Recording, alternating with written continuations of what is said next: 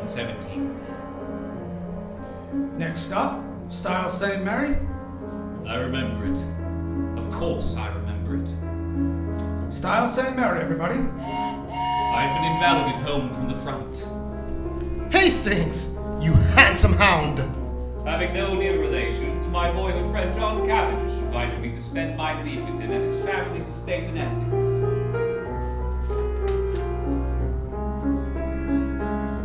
Been a while since we've had a yarn. Let me have a look at you. I thank you again for letting me stay. Quick ride from the station. Well, you know, been some time since we were here as lads. Things certainly are different. My stepmother has married again. Oh! Rotten little bounder. A man 20 years her junior. It's barefaced fortune hunting. I imagine that makes life difficult. Jolly difficult, I tell ya. Oh, look! John has arrived with his visitor! Hastings, meet Evie, our maid. A pleasure, Mr. Hastings. You wounded hero. Ah, and my wife, Mary. Would you care for a cup of tea, Arthur? I shall never forget my first sight of Mary Cavendish. The intense power of stillness she possessed conveyed the impression of a wild, untamed spirit in an exquisitely civilized body.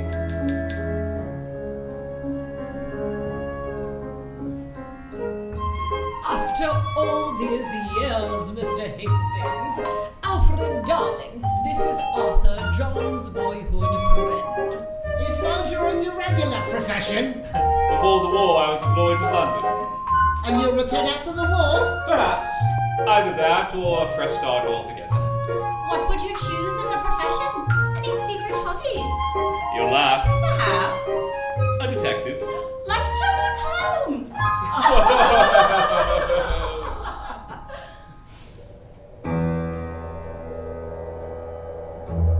I came across a man in Belgium once. A famous detective, and he quite inflamed me. A marvelous little fellow. He used to say that all good detective work was a mere matter of method. I like a good detective story myself. Lots of rubbish, though. A real murderer, you'd know him at once. Might be a she. Oh, murder's a violent crime. Associated with a man. Not in the case of poison. What gruesome conversation. Stop it. There's Cynthia. Cynthia Murdoch. A fresh-looking young creature. Emily's niece. She worked in a hospital dispensary near Tadminster. I recognized her voluntary aid detachment camp. For some reason, we were just discussing poison, Cynthia. If you people only knew how easy it is to poison someone by mistake, you wouldn't joke around about it. Hello, Mr. Hastings. I've heard so much about you. Come, let's get some tea. We were having tea and enjoying it when Evie approached.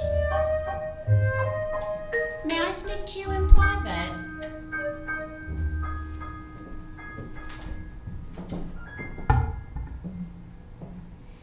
Mr. Hastings, you're honest. I can trust you. Look after my poor Emily. There are a lot of sharks, all of them. That's not hot. There isn't one of them that's not hard up on getting money out of her. You trust me, young man. I've lived in this world longer than you have. Watch that devil, her husband. She pointed a finger at Alfred Inglethorp. That man would as soon murder you in your bed as look at you.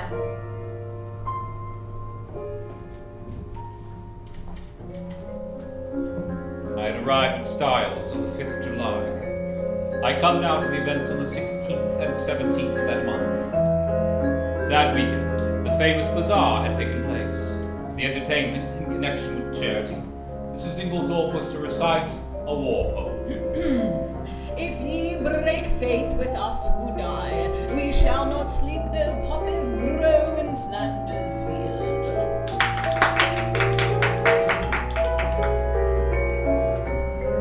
following morning, Mrs. Inglethorp stayed in bed through breakfast. Is there anything the matter, Aunt Emily? Her parlour maid, Dorcas, exited the room and explained. The lady sent for me to light a fire in her room. She's looking very tired. Is she resting? She said she had letters to finish before post time, sir.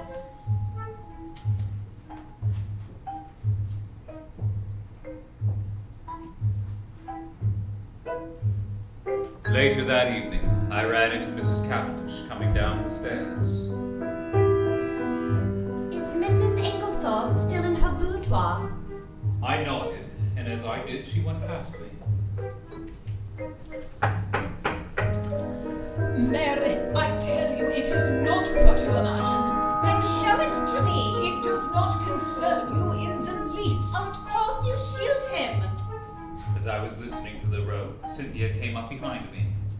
Dorcas told me of a real bust-up between poor Aunt Emily and that wretched man. I hope she sends him away and never speaks with him again. No sooner had the words escaped her lips, Mr. Inglethorp descends the stairs with a coffee.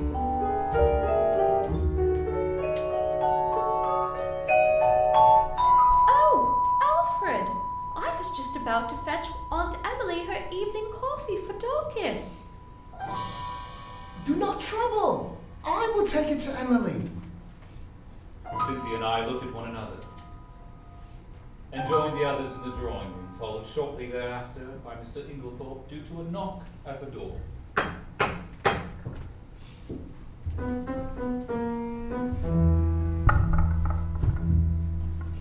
Dr. Bowerstein, what a funny time to come.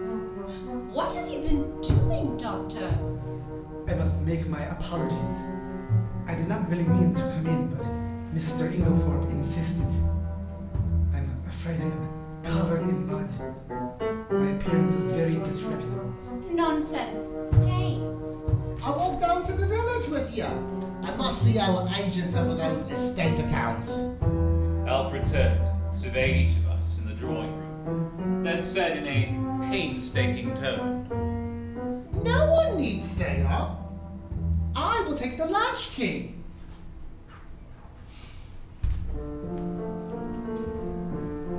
Later that evening, Mother! Emily Inglethorp grew very ill. She's locked herself in! Oh, the poor mistress! Could you try going through Mr. Inglethorp's room, sir? Suddenly, I realized that Alfred Inglethorp was not with us. Whatever shall we do? Cynthia's room connects to Mother's as well. Yes, sir, but that's always bolted. It's never been undone. Well, then we must break the door in.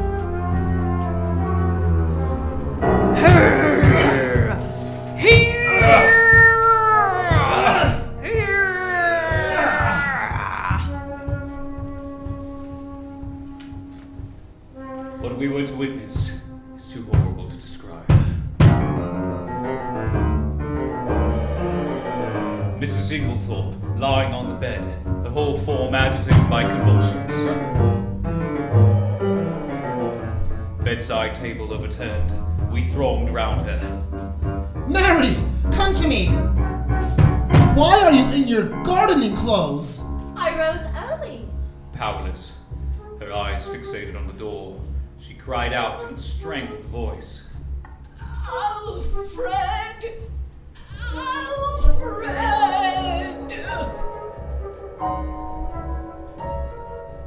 I turned, only to see Dr. Bowerstein looming in the door frame. He Dorcas, advanced to her. Dorcas, I need a damp cloth. Cynthia, go mix a teardrop bottle of lemon juice and vinegar. The doctor began applying what I knew to be artificial respiration, then shortly abandoned the task. We knew in our hearts it was too late. Nothing could be done now.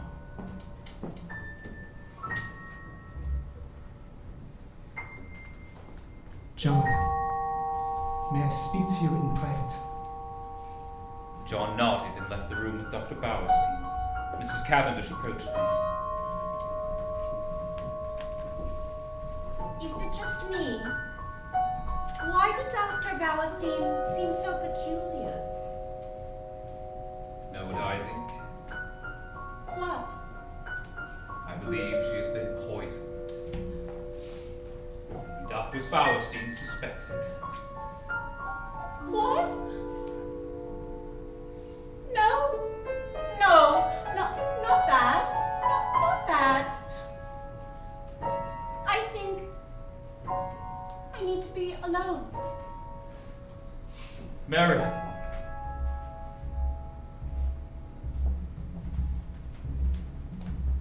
I looked at my watch. 6 o'clock in the morning.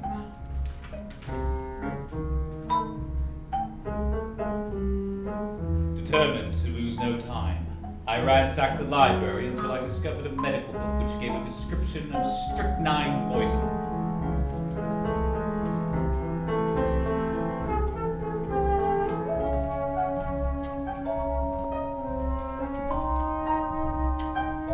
But this was no job for a true detective. This was a job for a true detective. A most famous detective.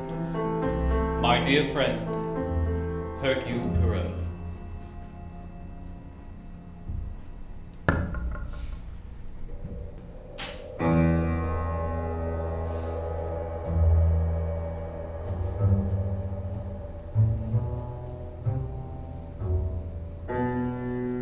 Bonjour. Mon ami Hastings summoned me to Styles Court, but to his surprise, I informed him I had been long before. By the charity of that good Mrs. Inglethorp, she kindly extended hospitality to 7 of my country people who, alas, are refugees from their native land. We Belgians will always remember her with gratitude, and I owe her this debt. Hercule Poirot! I'm sorry to see you again under these circumstances. Please, come in. Unfortunately, time is of the essence, as Dr. Bauerstein is insisting on a post-mortem. Poirot raised an eyebrow and nodded. He then was ushered into Emily's boudoir. The present contention is Mrs. Inglethorp died of strychnine poisoning, presumably administered in her coffee, correct? Yes. What time was coffee served?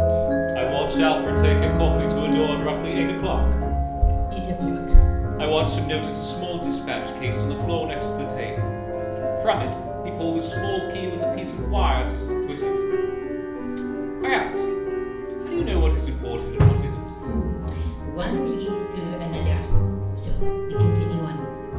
With that, he whipped out a pair of forceps and a small envelope, pulled green threads from the door bolt and placed them into said envelope. Next, he spies a saucepan on the desk. Go, girl. With rum and a teacup smashed to powder.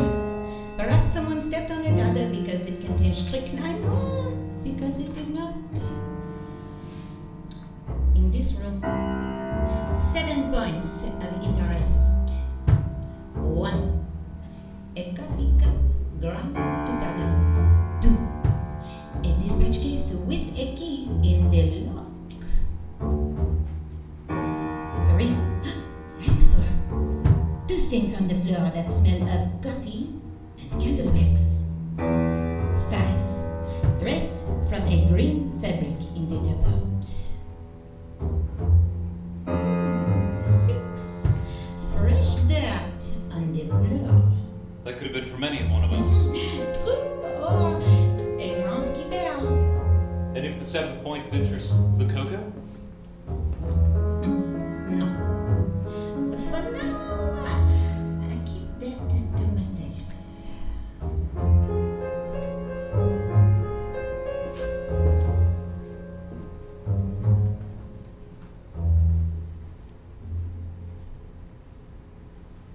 Mr. Cavendish said you requested my presence, Detective? Pray, be seated, Mademoiselle Dorcas. You have been with your mistress many years? 10 years, sir. You are very much attached to her. Yes. Yesterday afternoon, your mistress had a quarrel. I don't know if I my want good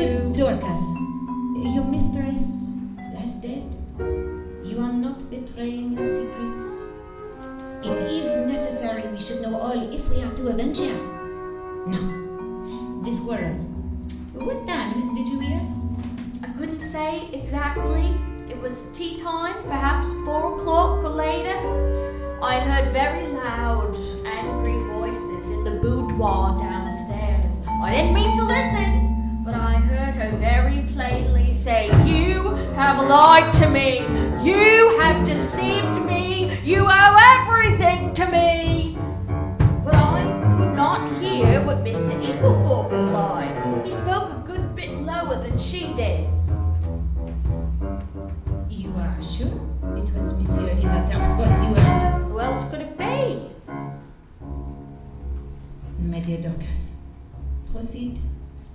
Later, 5 o'clock, she rang for me to light the fire. Looked dreadful. She said to me, "Dorcas, I've had a great shock.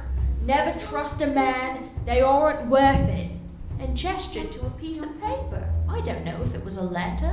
It had handwriting on it. Did she say anything else before you left? She said these few words, and everything's changed. Then Miss Mary came in. I left. What would she likely do with such a letter? She kept her important papers locked in a purple dispatch case. Thank you. Dorcas, one last thing. The cooker in the saucepan. Did she have it every night? Yes. She warmed it up whenever she fancied. It's milk, a teaspoon of sugar, and a little rum. Who brought this to her? I did, always. And if there was salt in it last night, it wasn't my fault. I saw coarse kitchen salt on the tray. Didn't know if it made it into the cocoa. Oh. Do not worry, Dorcas. It wasn't so. You may go.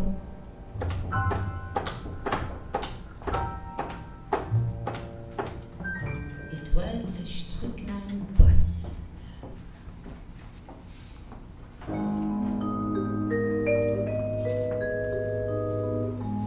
I walked outside. My God! This is terrible!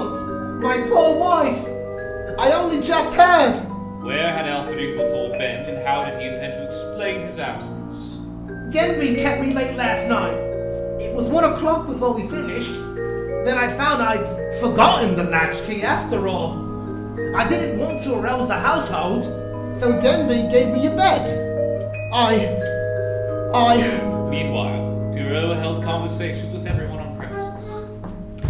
Mademoiselle Cynthia, did you ever make up your aunt's medicines? No, Only her sleeping powders. only once. Evie does that. Bromide powders. And did Mrs. Inglethorp have a green dress? No, but I do.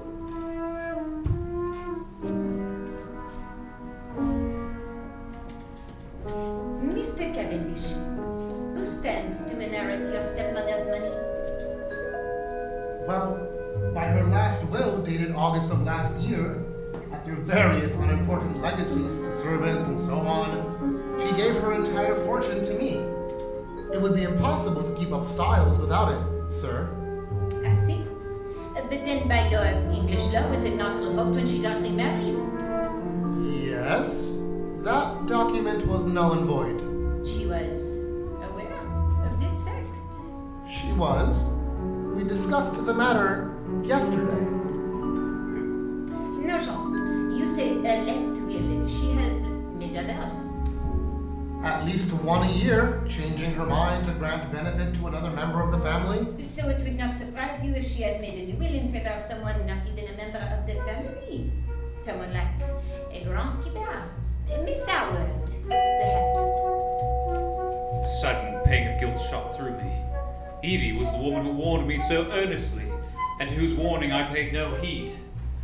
She had known Alfred Inglethorp only too well.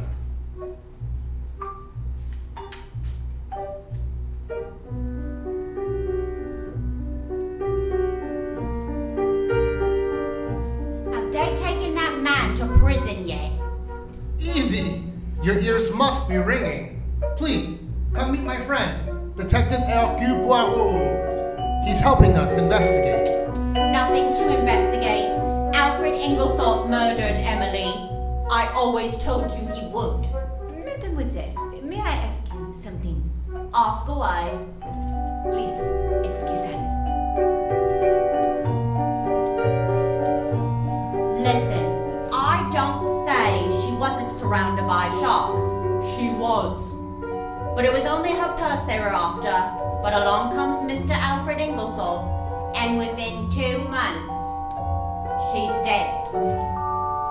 Believe me, Miss Howard, if Monsieur Inglethorp is the man, he shall not escape me.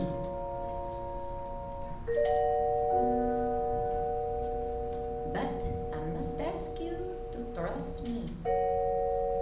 In all these hours of mourning, yours are the only eyes that have wept. Something off the corner of his eyes. Please excuse us, Miss Howard. He waited for Evie to leave and examine Emily's dispatch case. I closed the door and... The lock has been forced since this morning. Key is in my pocket. This is the thing. There was something in that case, some piece of evidence, however slight, but still enough to connect the murderer with the crime. It was vital to them that it should be destroyed before it was discovered. Therefore, they took the great risk of coming in here, forcing the lock and taking it. He paced back and forth. Oh, Hastings. Yes, my friend. I want you to remember these 2 details. 1. Monsieur Inglethorp wears very peculiar clothes, has a black beard, and uses glasses. 2. He moved to the fireplace. The thermometer registered 80 degrees yesterday. Your daughter's was rang to light a fire.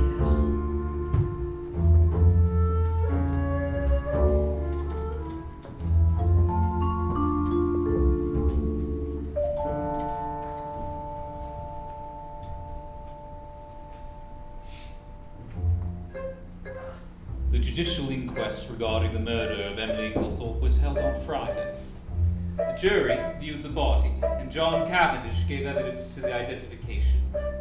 The medical evidence was taken, every eye fixed on the famous London toxologist summing up the results of the post-mortem. Emily Inglethorp had met her death as a result of strychnine poisoning. Strychnine poison is not used for domestic purposes, as some poisons are. There are restrictions on its sale. It's a fairly rapid drug in its action. Symptoms appear from 1 to 2 hours after it's been swallowed. Mr. Mace from the Essex chemist shop can take it from here. A young man, nervous and stuttering, took the floor. Last Monday evening, the 16th, I sold strychnine poison to Mr. Inglethorp. Seeing it was Mr. Inglethorp with the hole, I thought there was no harm in it. He told me it was to poison a vicious dog. It is customary for anyone purchasing poison to sign a book. So here it is. The coroner called Alfred Inglethorp to the stand. I have sworn testimony from the chemist's assistant that you purchased poison. Mr. Inglethorp, did you or did you not purchase strychnine for the purposes of poisoning a dog Monday last? No, I did not. There is no dog at Styles. Again, I have sworn testimony from the chemist's assistant that you did indeed purchase poison. He is mistaken. May I see his book? Why on earth would you need to do that? The signature. I would like to see the signature, sir. The judge allowed it. The handwriting is quite different from mine. I will show you. He took out an envelope out of his pocket and wrote his name on it, handing it to the jury. Where were you the evening of Monday, July 16th, 1917, if not at the chemist shop? I can't remember. I was out walking. What direction? I can't remember. You were heard having a quarrel with your wife on Tuesday afternoon. I was absent. Can anyone attest to that? You have my word. A coffee that night? What about it? Did you pour the coffee and deliver it to your wife's boudoir? I poured her coffee, yes, but left it on the hall table when I was told Dr. Bowerstein was at the door. When I returned, the coffee was gone. Gone? Gone.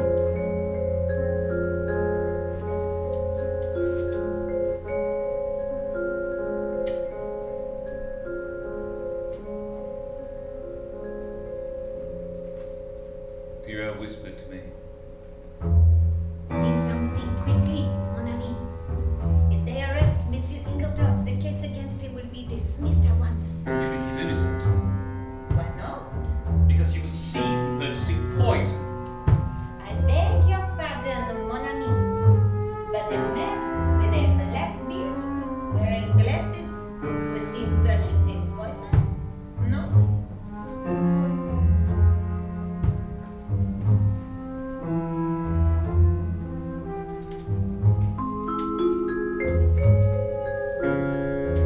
The next morning, it was in the papers all over England. Mysterious tragedy of Essex. Wealthy lady poisoned.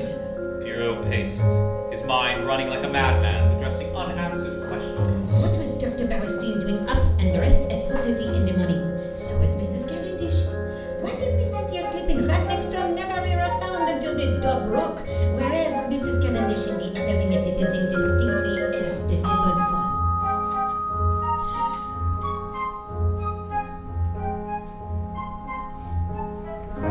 I understand you would like to speak with me, Mr. Poirot? Monsieur Inglethorp, a very dark shadow is resting on this house. I do not think you quite realize the unfavorable nature of your evidence at the inquest. You are standing in great danger. What did you mean? I mean you are suspected of poisoning your wife.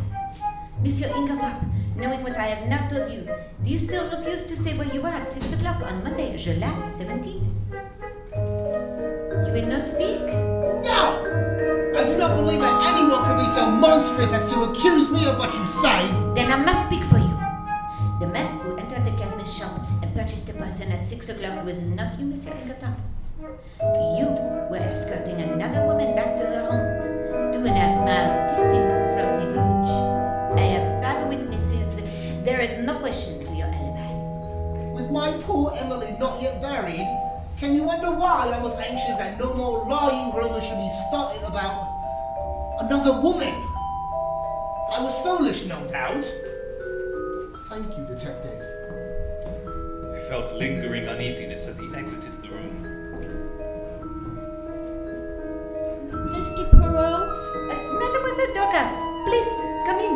I happen to overhear your private conversation with Mr. Inglethorp. Forgive me, but I would like to show you the dressing up box. The dressing up box?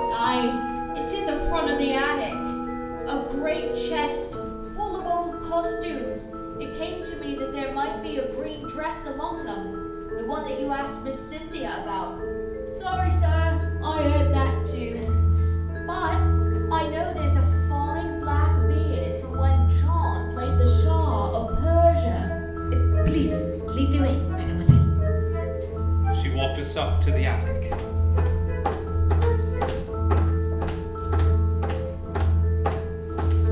There it is!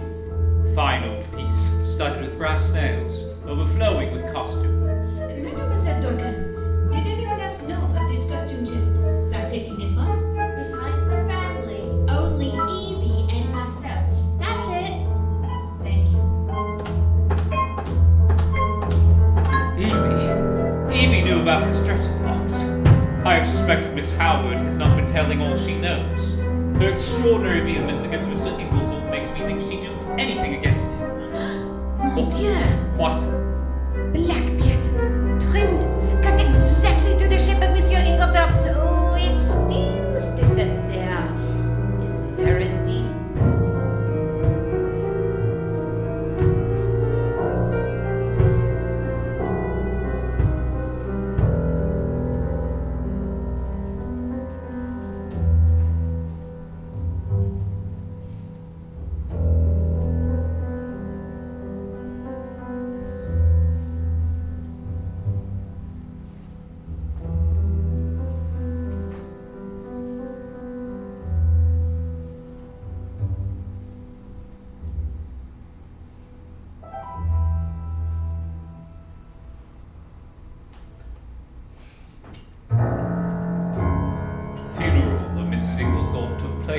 next day. Reporters bombarded. Ah yes, the mysterious affair at Styles was the topic of the moment. I strolled around the woods at Styles, finally flung myself down at the foot of a grand old beech tree. Then, I tell you, Mary, I won't have it. Have you any right to criticize my actions? it was now I overhearing a private conversation between Mr. and Mrs. Cavendish. It will be the talk of the village. Only village gossip that you mind. Am I to understand that you will continue to see Dr. Bowerstein against my express wishes? If I choose. In love with this fellow? Perhaps I am. Mary, You have your own secrets. The letter your mother had, infidelity. I know nothing of which you speak. You stop this. We've all been through enough. Mary stormed off. John followed. I gave them a few moments, and then a siren wailed.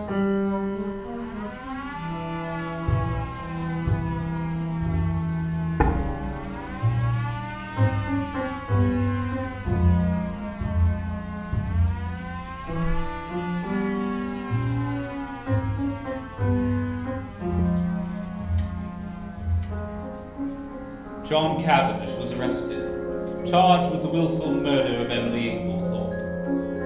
Every murderer is somebody's old friend. You cannot mix up sentiment and reason. John pleaded not guilty.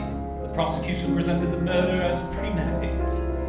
The accused was a rake at the end of his financial tether. His stepmother taxed him with the news of a possible affair.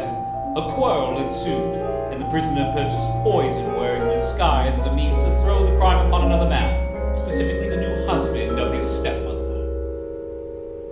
No, this is not the last link.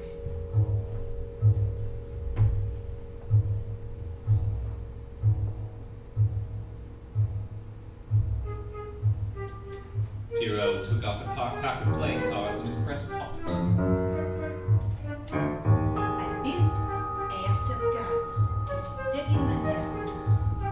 Precision of fingers. Precision brain. But Poirot, your hands, they're shaking. They never shake. I've only seen you shake once. In Mrs. Inglethorp's room at her mantelpiece. Circular! The last link!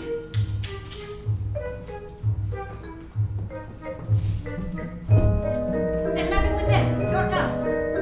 Poirot darted through Styles, St. Mary. Mon ami, request Mrs. Cavendish to meet everyone in the drawing room quickly.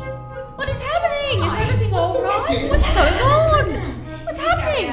Here, Mademoiselle Cynthia, mon ami Hastings. The good Dorcas, Mary Cavendish, and Alfred Inglethorp. Bien. As you are all well aware, I was called in by Monsieur Jean Cavendish to investigate this case. I at once examined the bedroom of the deceased. I found threads of green material cut in the double to Mademoiselle Cynthia's room, torn from the green outlet of the top one by the woman's land army, Mrs. Cavendish. Earlier that day, Mary picked up the key from Mrs. Inglethorp's dispatch case. Later, she is in her mother-in-law's room searching for something she has not found.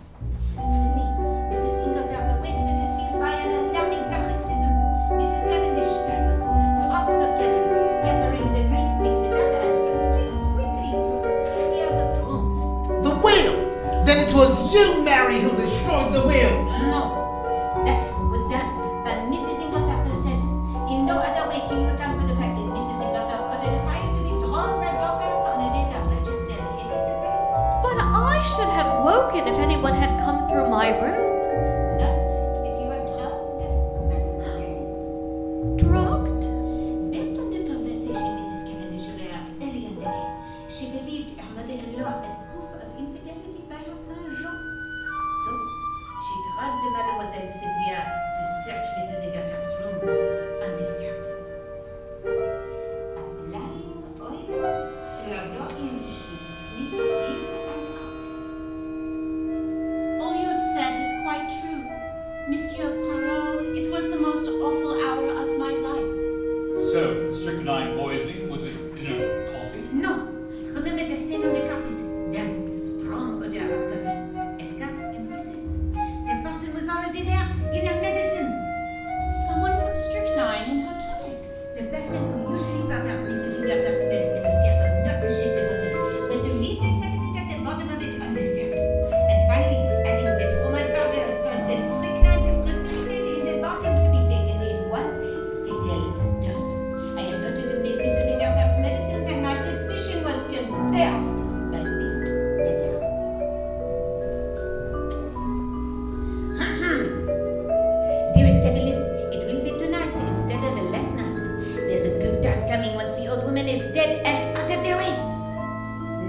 possibly bring home the grip to me. That idea of yours about the bromides was a stroke of genius. You devil! How did you get that? A clever bear. Miss Howard, dressed as Monsieur Inglethorp, wearing the beard from the costume chest in the attic, but just a bosom, trying to throw suspicion onto Jean Cavendish by replicating his handwriting. However, Miss Howard did not know of this letter's existence. She and Monsieur Inglethorp were supposed to be deadly enemies until Jean was simply convicted. Yes, that other vehement hatred of hers concealed the very opposite emotion. Undoubtedly a tie of passion between them long existed before he came to Styles, arranging an infamous plot. He should marry rich, but to another lady, then induce her to make a will leaving their money to him, and then gain their ends by a cleverly conceived crime. They would have left England and lived off poor Emily's money if it had gone as planned. That last link, I owe to you, mon ami.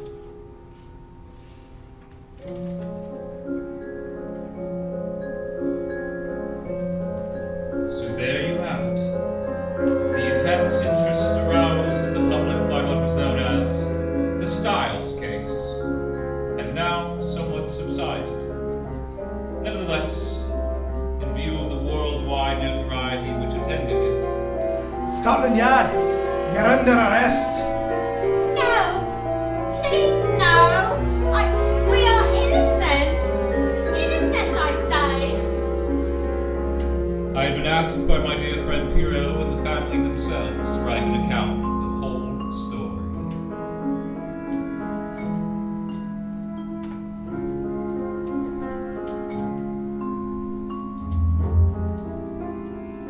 If you will allow Poirot to offer you a piece of wise advice, the pursuit of revenge is really a good idea.